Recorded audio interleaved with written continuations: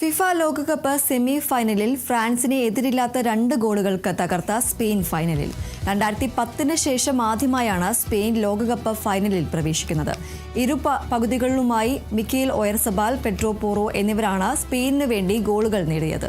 മത്സരത്തിന്റെ 20-ാം മിനിറ്റിൽ ഫ്രഞ്ച് താരം ലൂക്കാസ് ഡിഗ്നെ ലമിൻ യമാലിനെ ഫൗൾ ചെയ്തതിനെ തുടർന്ന് സ്പെയിന് അനുകൂലമായി പെനാൽറ്റി ലഭിച്ചു. പെനാൽറ്റി കിക്കെടുത്ത മൈക്കൽ ഒയർസബാൽ പന്ത് വലയിലാക്കി സ്പെയിനിന് ലീഡ് നൽകുകയായിരുന്നു.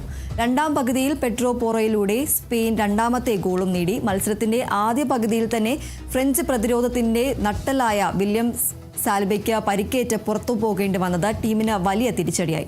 Kylian Mbappe, Ousmane Dembele, Michael Olise പിടിച്ചു നിർത്താൻ സ്പെയിനിന് സാധിച്ചതോടെ ഈ ടൂർണമെന്റിൽ ആദ്യമായി ഒരു മത്സരത്തിൽ ഗോൾ നേടാനാവാതെ ഫ്രാൻസ് മടങ്ങി.